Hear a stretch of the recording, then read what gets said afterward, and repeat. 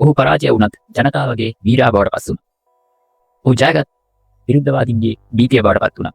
You can see me කියලා කියද්දී මුළු ලෝකෙම ඔහු දිහා බැලුවා. අපිට අවුරුදු 20ක් never give up කියපු මිනිසා අද give up කරලා දැම්මා. ඒ වෙන කවුරුත් නෙමෙයි අපේ පුංචි කාලේ වීරයා ජෝන් සීනා. අද අපි කතා කරන්නේ ඒ ජෝන් සීනා ගැන. අපේ පුංචි කාලේ වීරයා වෙච්ච ජෝන් සීනා එහෙම නැත්නම් ජෝන් ෆීලික්ස් ඇන්තනි සීනා තමයි ජෝන් සීනාගේ සම්පූර්ණ නම. ඉතින් සීනා ඉපදෙන්නේ 1977 අප්‍රේල් මාසේ 23 වෙනි දින ඇමරිකාවේ මිසිචුසෙට්ස් ප්‍රාන්තයේ ළමුන් 5 දෙනෙක් පවුලේ දෙවනියා විදියට. ඉතින් සීනා කුඩා කාලේ ඉඳන්ම ශාරීරික යෝග්‍යතාව එහෙම නැත්නම් බොඩි බිල්ඩින් කෙරෙහි දැඩි අවධානයක් යොමු කරපු කෙනෙක්. ඔහු ඇත්තටම ස්ට්‍රොං මෑන් කියන තරඟාවලියට පවා ගියා මේ මැසචුසෙට්ස් වල තිබ්බ. ඉතින් සීනාගේ මූලික අධ්‍යාපනයෙන් පසු ඔහු ස්ප්‍රින්ග්ෆීල්ඩ් විශ්වවිද්‍යාලයේ ශරීර සෞඛ්‍ය විද්‍යාව පිළිබඳව අදාළලා තියෙනවා. ඉතින් මෙහිදී තමයි ඔහු ඇමරිකන් ෆුට්බෝල් වලට යොමු වෙන්නේ. ඒ වගේම ඔහු ඇමරිකන් ෆුට්බෝල් වලට යොමු වුණාට පස්සේ ඔහු එම විශ්වවිද්‍යාල කණ්ඩායමේ නායකයා විදිහට කටයුතු කළා. නමුත් සීනට එතනින් නවතින්න ඕන වුණේ නැහැ.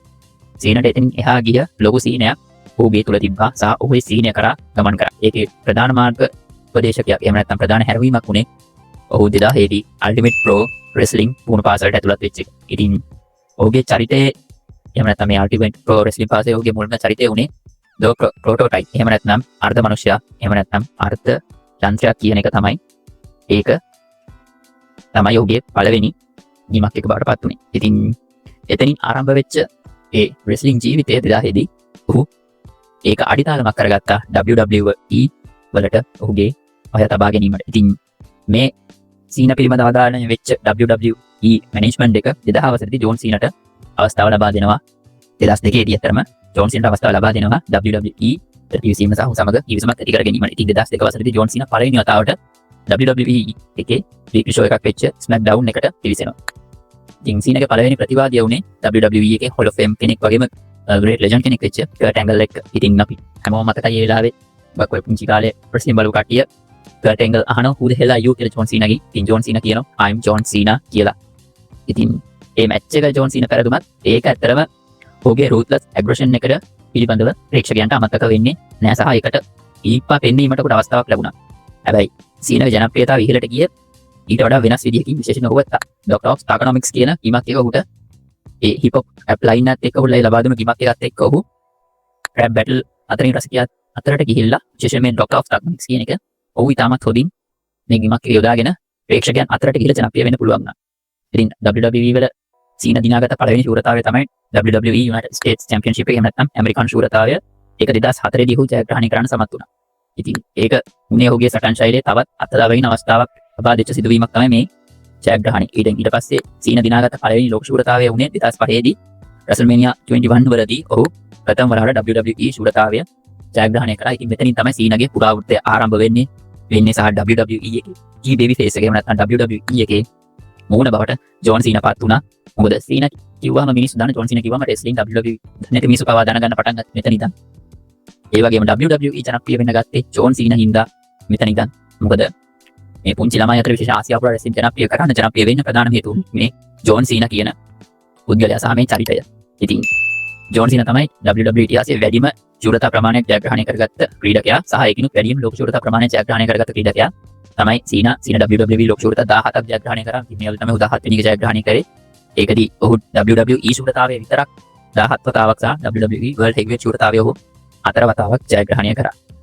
ඉතින් ඊට අමතරව ඔහු එක්සත් ජනපද ශූරතාවය නැත්නම් United States Championship එක 5 වතාවකුත් ඒ වගේම ඔහුට අඩු වෙලා තිබ්බ මේ අවුරුද්දේ ජයග්‍රහණය කරගන්න බැරි වෙච්ච Intercontinental Championship එක ජයග්‍රහණය කරලා ඒක වතාවක ජයග්‍රහණය කරා. ඒ වගේම World Tag Team Championship එක 4 වතාවක් දින්නා. ඉතින් මේ Championship එක සේරම ගත්ත සීනා මේ අවුරුද්දේ අතරම ඔහු Grand Slam Championship කෙනෙකුට බවට පත් වෙන champion කෙනෙක් බවට. ඊට අමතරව Royal Rumble එක දෙසරයක් දින 2008 සහ 13 ඒ වගේම Money in the Bank එක දින 2012 දී ඉතින් මේ වගේ WWE එකේ WWE wrestler කෙනෙක්ට සුපර්ස්ටාර් කෙනෙක්ට දිනන්න පුළුවන් හැමදේම ඔහු දින්නා. ඒ දිනලා ඔහු මේ විදිහට Grand Slam champion කෙනෙක් බවට පත් වුණා. ඉතින් WWE එකේ face එක එහෙම නැත්නම් මූණ විදිහට තමයි ජෝන් සීනා අවුරුදු 20කට වඩා තිබුණේ. ඉතින් ඒ face එක ඔහු සෑහෙන්න හොඳට යොදාගත්තා සහ ඔහු WWE සෑහෙන ජනප්‍රිය කරා. විශේෂයෙන් සීනාගේ අපි අර මොමන්ට්ස් දිහා බැලුවම අපි හැමෝම ආසාර you can see me කියලා සීනා මූණට පෙන්නලා මෙහෙම ඇඟිලි පහෙන් පෙන්නන එක. ඒ වගේම attitude adjustment එක STF එක සීනා ෆයිට් කරන විදිය ඒක අපි සෑහෙන ආසාවක් නම් දැන් අපි ඕන තරම් කොල්ලෝ එක අත දාබල්ලත් ඇති. ඉතින් සීනා තමන්ගේ ජීවිතේ විශිෂ්ට තරම සෑහෙන දුන්නා. පල්ස්ටා මැච් සෑහෙන දුන්නා. ඉතින් ඒකෙන් සෑහෙන ප්‍රබල මැච් තිබුණා. සීනාගේ ප්‍රධානම ප්‍රතිවාදී වුණේ රැන්ඩි ඕර්ටන්. ඉතින් ඔහුත් සෑහෙන මැච් තිබ්බා. ඊට අමතරව එජ් එක ඔහු ඉතාමත් හොඳ පිරුඩයක් ගියා 2006 TLC මැච් එකේ. ඒ වගේම රොක් එක්ක රසල්මේනියා 28 සහ 29 අයිකන් විස් අයිකන් තරඟ දෙකක් පැවැත්ුණා. ඒ වගේම 2011 CM Punk එක්ක Money in the Bank එකේ තිබ්බ පහින් බොම් මැච් එක. ඒකත් තමයි WWE ඉතිහාසයේ විශාලතම සහ වඩාත් මතභේදාත්මක මැච් එක බාටපත් වුණේ. ඒ වගේම ෂෝන් මයිකල් එක්ක රසල්මේනියා 23 වලදී තිබ්බ මැච් එක සෑහෙන්න අනිවාර්යෙන් මතභේදාත්මක සහ සෑහෙන ජනප්‍රිය තරගයක් විදිහට පැවැත්ම. ඉතින් අර WWE එහෙම නැත්නම් රෙස්ලින් වලින් විතරක් සීන කියන චරිතය ඇත්තටම තිබුණා. ඊට එහා ගිහලා සීන කියන චරිතය මතුවන විශේෂයෙන් සීන මේ නේවා ගිව් අප් කියන තමන්ගේ ආදර්ශ පාඩයක් එක්ක ලෝකයේ මේ ආදර්ශ පාඩය ගෙන ගියා. විශේෂයෙන් සීනට තියෙන මේක විශ් කියලා ෆවුන්ඩේෂන් එකක්. ඒකේ ලෝකේ වැඩි වර්ෂණ සංඛ්‍යාවක් සම්පූර්ණ කරපු තැනැත්තා විදිහට තමයි සීන තොදවුට ආදරයටපත් වෙන්නේ. මේ විදිහ පුංචි ළමයින්ගේ ප්‍රාර්ථනා සහ ආශාවන් 650 වැඩි ඉෂ්ට කරලා තියෙනවා. ඒ වගේම WWE Global Explosion එකක් එහෙම නැත්නම් ලෝකේ පුරා ව්‍යාප්ත වෙන්න සහ සමාගමේ නම් මේ රෙස්ලින් කියන ජනප්‍රිය වෙන්න ලොකුම පුද්ගලයා වුණේ මේ සීන. ඔහු විශේෂයෙන් කුඩා ප්‍රේක්ෂකයන් අතර කියන පොඩි කාලේ එහෙම අපි අතර සෑහෙන සුපිරි වීරයෙක්, අපේ සුපර් හීරෝ විදිහට එන්න පුළුවන් වෙන්න මේ සීන කියන චරිතයට පුළුවන් වුණා. එතනින් ගිහිල්ලා ජොන් සීනා අවසාන විශේෂයෙන් මේ අන්තිම අවුරුදු කිහිපෙ ඔහු රෙස්ලින් වලින් හොලිවුඩ් වලට ගියා. ඔහු Fast and Furious සීරීස් එකේ රඟපෑවා. ඒ වගේම මැරින් චිත්‍රපටි වල රඟපෑවා. ඊට පස්සේ ඔහු Peacemaker TV සීරීස් එකේ රඟපෑවා. මේ වගේ සෑහෙන හොඳ නළුවෙක් බවට සීන අනිවාර්යෙන් පත් වුණා. ඉතින් ඒ අපේ පුංචි කාලේ වීරය අතර මේ අවුරුදු ජනවාරි වල අපිට කිව්වා ඇවිල්ලා WWE එකේ අපි මම මේ අවුරුද්දේ විතරයි රෙස්ල් කරන්නේ. මගේ අන්තිම අවුරුද්ද මම සමුගන්නවා කියලා. ඉතින් එතනින් පටන් ගත්ත සීනගේ ඒ රිටයර්මන්ට් ටුවර් එක හරියටම ගිය සෙනසුරාදා Saturday night main event එකේදී සීනා තමන්ගේ රෙස්ලින් ජීවිතය සමුදුන්නා. ඒ මැච් එක ගැන ඇත්තටම ලොකු විවාද තියෙනවා.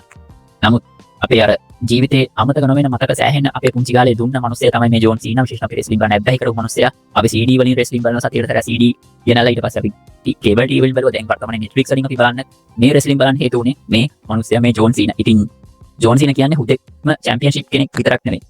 සීනා කියන්නේ ඇත්තටම අපේ පරම්පරාවේ සිහිනයක් සහ ඒ ඊනය වෙහස මහන්සි වෙලා අනිත්යට උදව් කිරීමේ ආකල්පය නිසාම රෙස්ලින් මේ වර්ල්ඩ් එකේම මේ මිනිස්සු අතර ඔහු කවදාත් මම හිතන්නේ අමතක වෙයි කියලා. ඉතින් මම හිතන්නේ මේ තමයි රෙස්ලින් වල ගෝල්. එහෙම නැත්නම් විශිෂ්ටතම රෙස්ලින් ක්‍රීඩක, ජනප්‍රියම රෙස්ලින් ක්‍රීඩකගේ දාමදා වෙච්ච බිහි වෙච්ච. ඉතින් ඔහු මේ වෙද්දි අපේ රෙස්ලින් වලෙන් අවුරුදු 24ක අපේ මේ වීරයා කුඩි කාලේ වීරයා දැන් සමුදුන්නා. ඉතින් ඒ සමුගැනීම මම හිතන්නේ අපි හැමෝටම සෑහෙන වේදනාත්මක සමුගැනීමක් වුණා. අපි හැමෝටම මේ මැච් එක බලපු ටීවී එකේ ඉඳන් හරි ලයිව් හරි බලපු හැමෝටම එහෙමයි. ඉතින් සීනාගේ සයිටෙන් අපිට හුඟක් දේවල් ගන්න පුළුවන්. මේ සීනා නෙව ගිව් අප් කිව් එක ඇත්තටම සෑහෙන ඔප්පු කරපු මිනිස්සෙක්. ඉතින් ඒත් එක්කම අපි සීනා ගැන කතා කරේ ඇත්තටම මේ අපේ පුංචි කාලේ වීරයා හින්දා. ඉතින් ඕගොල්ලෝ හිතන ජෝන් සීනා කියන්නේ WWE ඉතිහාසයේ එහෙම නැත්නම් රෙස්ලින් ඉතිහාසයේ බිහි වෙච්ච විශිෂ්ටතම ක්‍රීඩකයාද? මේ ගැන ඕගොල්ලෝ කමෙන්ට් එකක් දාගෙනම යන්න. ඉතින් අද ගිහින් එන්න. ජය වේවා.